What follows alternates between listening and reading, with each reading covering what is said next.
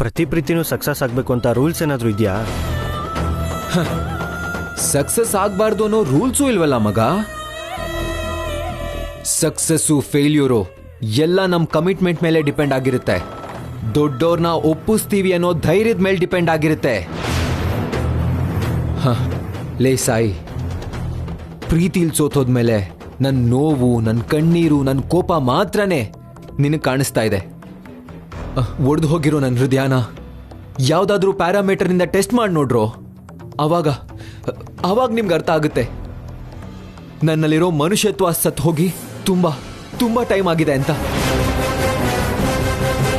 ನೋಡು ಸಾಯಿ, ಮದ್ವೆ ನಿಲ್ಸೋಕೆ ನೀನು ರಾಧಿಕಾ ಎಷ್ಟೇ ಪ್ರಯತ್ನ ಬೇಕಾದ್ರೂ ಮಾಡ್ಕೊಳ್ಳಿ, ಆದ್ರೆ ಈ ಮದ್ವೆ ನಿಲ್ಲಲ್ಲ. ನಾನು ಅನ್ಕೊಂಡಿರೋದ್ನ ಮತ್ತೆ ನಿಮಗೆ ಹೇಳಿರೋದ್ನ ಮಾಡೇ ಮಾಡ್ತೀನಿ. ದೇವದಾಸ್, ದೇವದಾಸ್,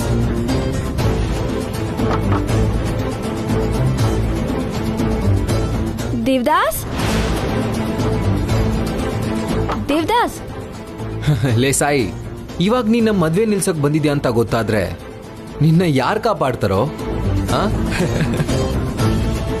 ಲೋಮರ್ ಹೇಳ್ಬೇಡ್ವೋ? ದೇವದಾಸ್,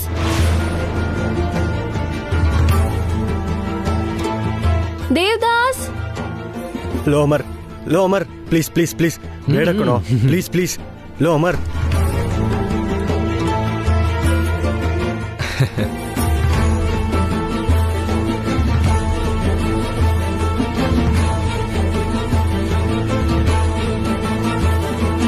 ಏನ್ ದೇವದಾಸ್, ಡೋರ್ ಕ್ಲೋಸ್ ಮಾಡಿ ಏನ್ ಯೋಚನೆ ಮಾಡ್ತಿದ್ದೆ? ನಿನ್ ಹೆಂಡತಿ ಆಗ್ತಿರೋ ನನ್ ಬಗ್ಗೆನೇ ಯೋಚನೆ ಮಾಡ್ತಿರ್ತೀಯ ಅಲ್ವಾ? ಫ್ಯೂಚರ್ ಅಲ್ಲಿ ಏನೇನ್ ಮಾಡ್ಬೇಕು ಅಂತ ಯೋಚನೆ ಮಾಡ್ತಿದ್ದೆ. ಓಹೋ, ನನ್ ಎಷ್ಟ್ ಚೆನ್ನಾಗಿ ನೋಡ್ಕೋಬೇಕು ಅಂತ ಯೋಚನೆ ಮಾಡ್ತಿದ್ಯಾ ಅಂತಾಯ್ತು. ಯಾಕೆ ಈ ಕಡೆ ಬಂದೆ? ಮದ್ವೆ ಆಗ್ತಿರೋ ಹುಡುಗಿ ಕಣ್ಮುಂದೆ ಬಂದ್ರೆ ಕೂತ್ಕೊಂಡ್ ಸ್ವಲ್ಪ ಹರಟೆ ಹೊಡಿಯೋದ್ ಬಿಟ್ಟು ಯಾಕ್ ಬಂದೆ ಅಂತ ಪ್ರಶ್ನೆ ಮಾಡ್ತಿದ್ಯಲ್ಲಪ್ಪ ಪುಣ್ಯಾತ್ಮ. ಇವಾಗ ಹರಟೆ ಹೊಡಿದೇ ಇದ್ರು ನಮ್ ಮದ್ವೆ ಆದ್ಮೇಲೆ ನನ್ ಜೊತೆ ಮಾತಾಡ್ಬೇಕು ಅಂದ್ರೇನೆ ಭಯ ಆಗೋಷ್ಟು ಮಾತಾಡ್ತೀನಿ. ಅದನ್ನು ನೋಡೇ ಬಿಡೋಣ ಬಿಡು. ನಮ್ ಭಾವನವರು ನಮ್ಮ ಅಕ್ಕಂಗೆ ಪ್ರೀತಿಯಿಂದ ಬಂಗಾರದ ಡಬ್ಬು ಗಿಫ್ಟ್ ಮಾಡಿದ್ದಾರೆ. ಮದ್ವೆಗ್ ಮುಂಚೆ ಜೀವನ ಪೂರ್ತಿ ಜ್ಞಾಪಕ ಇರೋ ತರ ನಂಗೆ ಯಾವ ಗಿಫ್ಟ್ ತಂದಿಲ್ವಾ? ತಂದಿದ್ದೀನಿ. ತಂದಿದ್ದೀರಾ? ತೋರ್ಸಿ, ಎಲ್ಲಿದೆ? ನನ್ ಎದುರುಗಡೆನೆ ಇದೆ. ಎದುರುಗಡೆನಾ? ಎಲ್ಲಿ ಎಲ್ಲಿ ಕಾಣ್ತಾನೆ ಇಲ್ವೇ? 5 ಅಡಿ 4 ಅಂಗ್ಲ ಉದ್ದ, 54 ಕಿಲೋ ಭಾರ, ಮಾತಿನ ಚಟಾಕಿ, ತುಂಡ್ತನಕ್ಕೆ ಇನ್ನೊಂದು ಹೆಸರು. ಆ ಗಿಫ್ಟ್ ಹೆಸರು ಪ್ರಿಯಾ.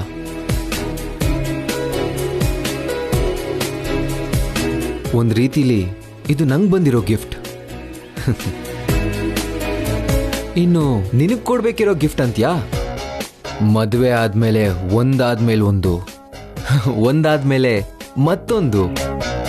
ನೀನ್ ಕೇಳ್ದೇ ಇದ್ರು ನೀನು ಸಾಕು ಅನ್ನೋವರೆಗೂ ಗಿಫ್ಟ್ಗಳನ್ನ ಕೊಡ್ತಾನೇ ಇರ್ತೀನಿ. ನಾನು ಕೊಡೋ ಪ್ರತಿ ಗಿಫ್ಟ್ಗೂ ನೀನ್ ಶಾಕ್ ಆಗ್ತಾನೇ ಇರ್ತೀಯ. Thank you so much. ಸರಿ, ನೀವ್ ರೆಸ್ಟ್ ತಗೊಳ್ಳಿ. ಮದ್ವೆಲಿ ಗ್ಲಾಮರಸ್ ಆಗಿ ಕಾಣ್ಬೇಕಲ್ವಾ?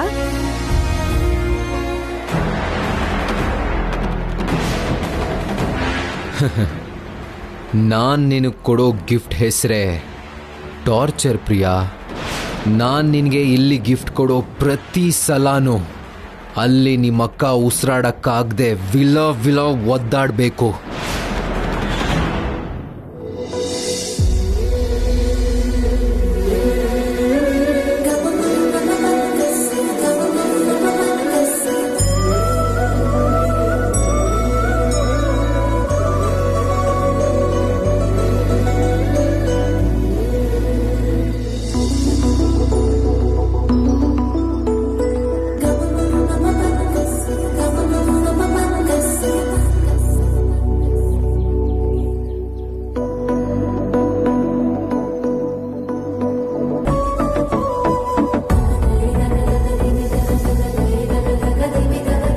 ಆ ಕಡೆನೂ ಕ್ಲೀನ್ ಮಾಡ್ಬಿಡಿ. ಕೂತ್ಕೊಳ್ಳಿ. ಅಬ್ಬಬ್ಬಬ್ಬಾ, ಹೊಟ್ಟೆಲಿ ಇಲಿ ಓಡಾಡೋ ತರ ಆಗ್ತಿದೆ. ಇವ್ರು ನೋಡಿದ್ರೆ ಈ ಟೇಬಲ್ನ ಕ್ಲೀನ್ ಮಾಡಿ ಸಾಯ್ಲಿಲ್ಲ.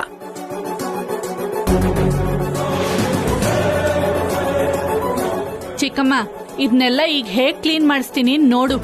ಏನಪ್ಪ ಕೈಲಾಶ್? ಹಾ ಆಂಟಿ,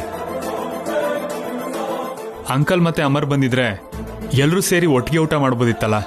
ಅಯ್ಯೋ, ಹೆಣ್ಣಿನ ಕಡೆಯವರು ಏರ್ಪಾಟೆಲ್ಲ ಗ್ರ್ಯಾಂಡ್ ಆಗಿ ಮಾಡಿದ್ದಾರೆ ಅಂತ ಸಂತೋಷ ಪಟ್ಟು ಎಲ್ರೂ ಸೇರಿ ನಗ್ನಗ್ತಾ ಊಟ ಮಾಡ್ಬೇಕಿತ್ತೇನೋ.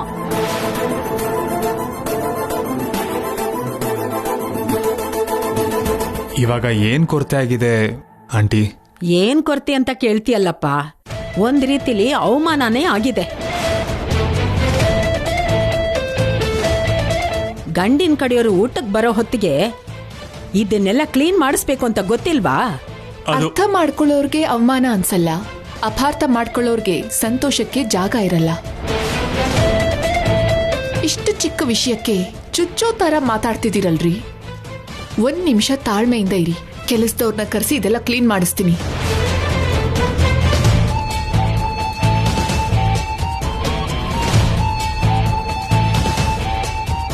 ಎಷ್ಟ್ ಪೊಗ್ರು ನೋಡು, ಮಾತಿಗೆ ಎದುರು ಮಾತಾಡ್ತಾಳೆ. ಅದು ಪೊಗ್ರಲ್ಲ ಆಂಟಿ, ಆತ್ಮಗೌರವ. ಹೆಂಡ್ತಿನ ಸಮರ್ಥಿಸ್ಕೊಳ್ಳೋದು ಚೆನ್ನಾಗ್ ಬರುತ್ತೆ. ಗಂಡಿನ ಕಡೆಯವರು ಊಟಕ್ಕೆ ಬಂದ್ರೆ ಊಟ ಹಾಕಕ್ ಮಾತ್ರ ಗೊತ್ತಿಲ್ಲ, ಹೆಸರಿಗೆ ಮಾತ್ರ ಮದ್ವೆ ಜವಾಬ್ದಾರಿ ಎಲ್ಲ ಭುಜದ ಮೇಲೆ ಹಾಕೋತೀನಿ ಅಂತಾರೆ.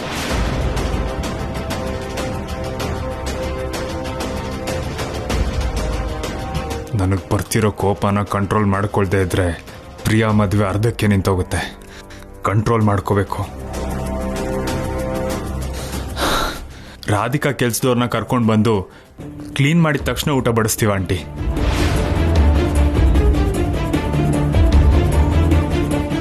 ಅಲ್ಲಿವರೆಗೂ ಕಾಯೋ ದರಿದ್ರ ನಮಗ್ ಬಂದಿಲ್ಲ. ಈ ಕ್ಷಣನೇ ಇದನ್ನೆಲ್ಲ ನೀನಾದ್ರೂ ಸರಿ ಕ್ಲೀನ್ ಮಾಡಿ ನಮಗ್ ಊಟ ಬಡಿಸು. ಇಲ್ಲ ಅಂದ್ರೆ ಈ ಮದ್ವೆ ಮುಗಿಯೋವರೆಗೂ ನಾವ್ ಒಂದ್ ತುತ್ತು ತಿನ್ನಲ್ಲ.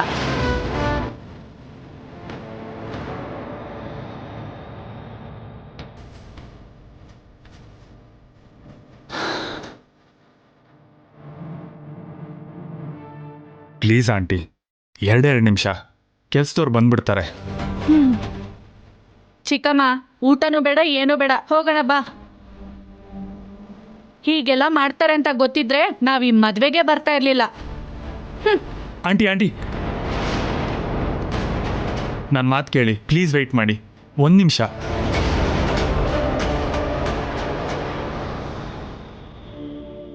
ಸರಿ, ನಾನೇ ಇದನ್ನೆಲ್ಲ ತೆಗಿತೀನಿ.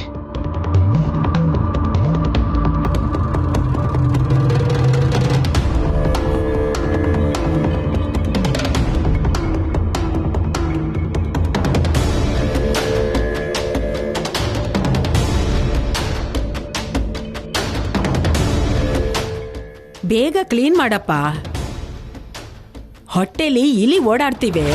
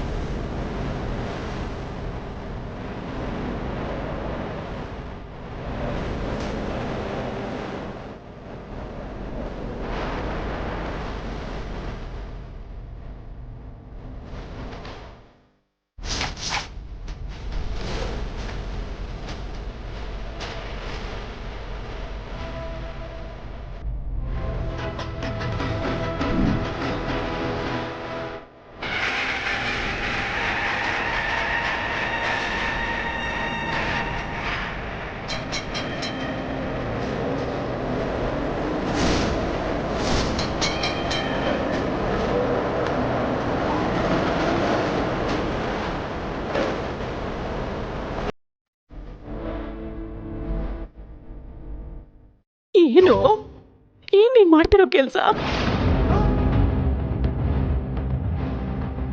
ಅಲ್ವೋ? ನೀನು ಹುಟ್ಟಿದಾಗಿಂದ ಯಾವತ್ತೂ ನಿನಗೆ ಯಾವ ಕೆಲ್ಸನೂ ಹೇಳೇ ಇಲ್ವಲ್ಲೋ.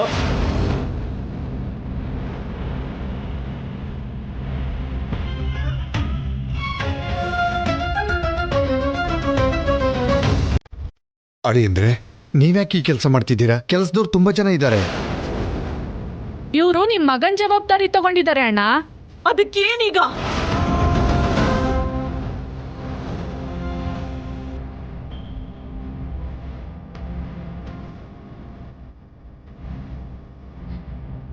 ಹಾಗಂತ ನನ್ನ ಮಗನ ಕೈಲಿ ಎಂಜಲೆಲ್ಲ ಎದ್ದಿಸ್ತೀರಾ? ನಿಮ್ಮ ಬಾಯಿಗೆ ಲಗಾಮಿಲ್ದೇ ಇರಬಹುದು, ಆದ್ರೆ ನನ್ನ ಮಗನಿಗೆ ನೀವು ಮುಟ್ಟಕ್ಕಾಗದೇ ಇರೋಂಥ ಸ್ಥಾನ ಇದೆ.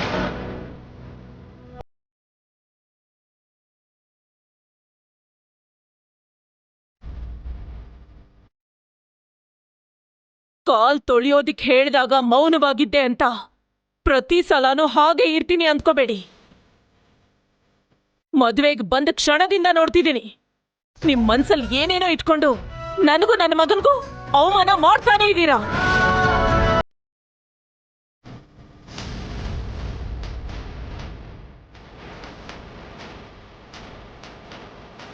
ನಿಮಗೆ ನೇರವಾಗಿ ಪ್ರತ್ಯುತ್ತರ ಕೊಡಕ್ಕಾಗ್ದೇ ಅಲ್ಲ. ಒಂದು ಹೆಣ್ಣಿನ ಮದುವೆ ನನ್ನಿಂದ ನಿಲ್ಲಬಾರ್ದು, ನಗೆಪಾಟ್ಲಾಗಬಾರ್ದು ಅಂತ ನನ್ನ ಸಂಸ್ಕಾರ ಅಡ್ಡ ಬಂದು ಸುಮ್ಮನೆ ಇದ್ದೀನಿ.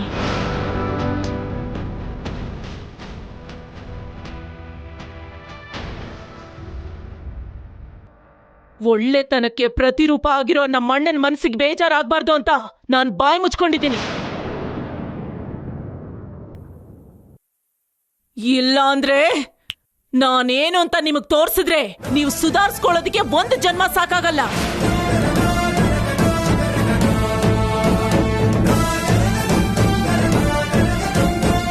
ಎಲ್ರಿಗೂ ಬೇಜಾರು ಮಾಡಿ ಏನ್ ಸಾಧಿಸ್ತೀಯ? ನಿಂಗೆ ಸುಮ್ಮನೆ ಇರೋದಕ್ಕೆ ಕೈಲಾಗ್ದಿದ್ರೆ ಮನೆಯಲ್ಲೇ ಬಿದ್ದಿರ್ಬೇಕಿತ್ತು. ಇಂಥ ಬುದ್ಧಿ ಇಲ್ದಿರೋ ಕೆಲಸ ಮಾಡಿ ನಮ್ಮ ಮರ್ಯಾದೆ ಯಾಕೆ ತೆಗಿತೀಯ? ಛೀ! ನಿಮ್ಮಿಬ್ರಿಗೂ ಆಲ್ರೆಡಿ ವಾರ್ನಿಂಗ್ ಕೊಟ್ಟಿದ್ದೀನಿ. ಇನ್ನೊಂದ್ಸಲ ಈ ತರ ಕಿತಾಪತಿ ಮಾಡಿದ್ರೆ ನಮ್ಮ ಅಪ್ಪನ ಹೆಂಡತಿ ಅನ್ನೋ ವಿಷಯನೂ ಮರ್ತು ಬಿಡ್ಬೇಕಾಗುತ್ತೆ.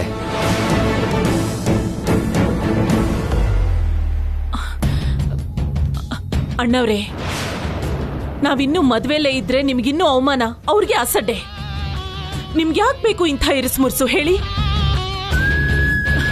ನಾವೇ ಹೊರಟು ಹೋಗ್ತೀವಿ. ತಂಗಿಮ್ಮ, ಕಂದ ಕೈಲಾಶ್, ಅಮ್ಮ ರಾಧಿಕಾ, ನಡೀರಿ.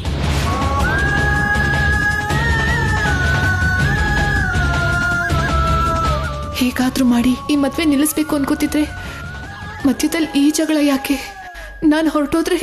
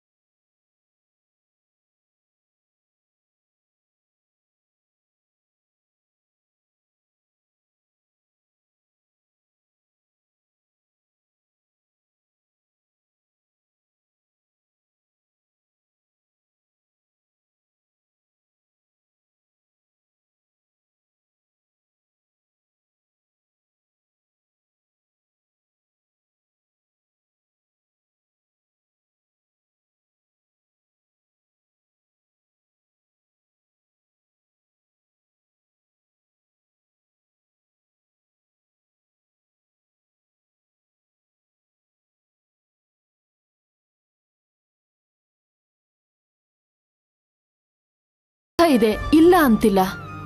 ಆದ್ರೆ ದೊಡ್ಡ ಮನ್ಸ್ ಮಾಡಿ ನೀವೇ ಮುಂದೆ ನಿಂತು ಮದುವೆ ನಡೆಸ್ಕೊಡ್ಬೇಕು.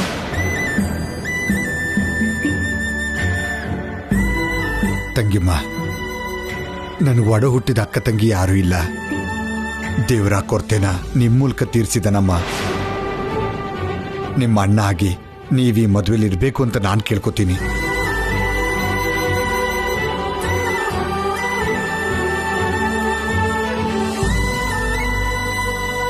ಅಮ್ಮ, ಮತ್ತೆ ಹೀಗಾಗಲ್ಲ ಅಂತ ನಾನು ನಿಮಗೆ ಮಾತು ಕೊಡ್ತೀನಿ. ಪ್ಲೀಸ್ ನನಗೋಸ್ಕರ.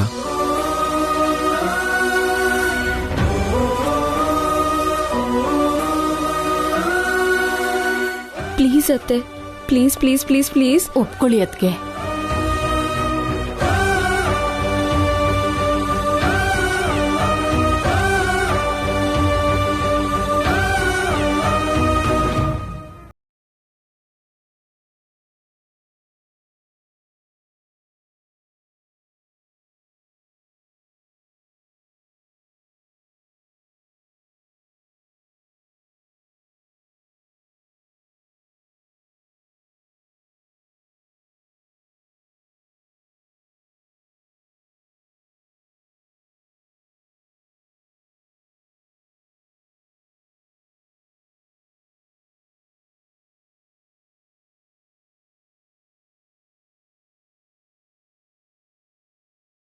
ನೋವಾಗದೇ ಇರೋ ಥರ ಈ ಮದುವೆ ನಿಲ್ಸಕ್ಕಾಗತ್ತೆ?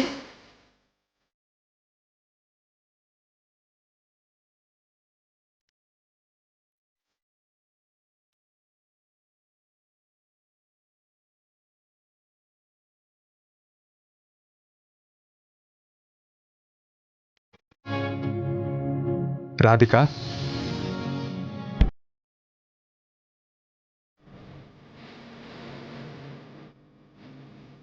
ಇದೇನು ರೀ, ನೀವು ಊಟ ತಂದಿದ್ದೀರಲ್ಲ? ನಿನಗೋಸ್ಕರನೇ. ನೀನು ತಿಂದಿಲ್ವಲ್ಲ, ಅದಕ್ಕೆ ತಗೊಂಡು ಬಂದೆ.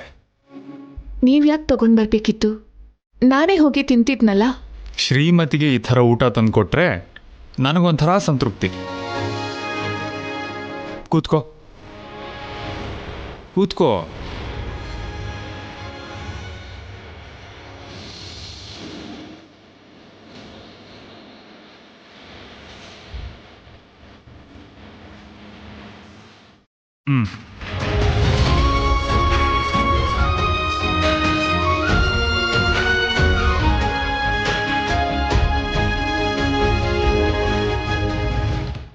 ಏನಾಯ್ತು ರಾಧಿಕಾ? ನೀವು ತಿಂದ್ರಾ? ನನಗೆ ಹೇಳಿ, ನೀವು ತಿಂದ್ರಾ? ನೀನು ಫಸ್ಟ್ ತಿನ್ನು, ನಾನು ಆಮೇಲೆ ತಿಂತೀನಿ. ಓಕೆ? ನೀವು ತಿಂದು ನನಗೆ ತಗೊಂಡು ಬಂದ್ರಿ ಅನ್ಕೊಂಡು ನಾನು ತಿನ್ನಕ್ಕೆ ಶುರು ಮಾಡಿದೆ. ನಿಜವಾಗ್ಲೂ ಸಾರಿ ರೀ. ರಾಧಿಕಾ, ಇನ್ಯಾವತ್ತೂ ನೀನು ಸಾರಿ ಹೇಳಬಾರ್ದು. ಓಕೆ? ನಾವಿಬ್ರು ಒಂದೇ ಅನ್ಕೊಂಡ್ಮೇಲೆ, ಒಂದೇ ಮನ್ಸಾಗಿ ಬಾಳ್ತಿರುವಾಗ ನಮ್ಮ ಮಧ್ಯದಲ್ಲಿ ಸಾರಿ, ಕ್ಷಮೆ ಅನ್ನೋ ಪದಕ್ಕೆ ಜಾಗನೇ ಇರಬಾರ್ದು. ಓಕೆ? ಸಾರಿ ಹೇಳಿದ್ರೆ ಯಾಕೋ ದೂರ ಆಗ್ತಿದ್ದೀನಿ ಅನ್ಸ್ಬಿಡುತ್ತೆ.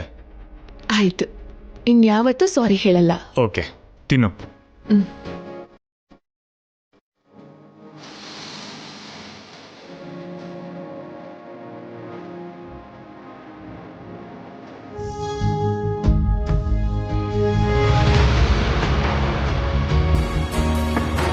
ಅಯ್ಯಯ್ಯೋ, ಇವಾಗ ಏನಾಯ್ತು ರಾಧಿಕಾ? ನೀವು ತಿಂದಿಲ್ಲ ಅಂದಿದ್ದಕ್ಕೆ ನನ್ನ ಎಂಜಿಲನ್ನ ನಿಮಗೆ ತಿನ್ನಿಸ್ತಿದ್ದೀನಿ. ಗಂಡ ಹೆಂಡತಿ ಮಧ್ಯೆ ಸಾರಿಗೆ ಮಾತ್ರನೇ ಅಲ್ಲ, ಎಂಜಿನ್ ಅನ್ನಕ್ಕೂ ಜಾಗ ಇಲ್ಲ. ಓಕೆ? ಆಯ್ತು.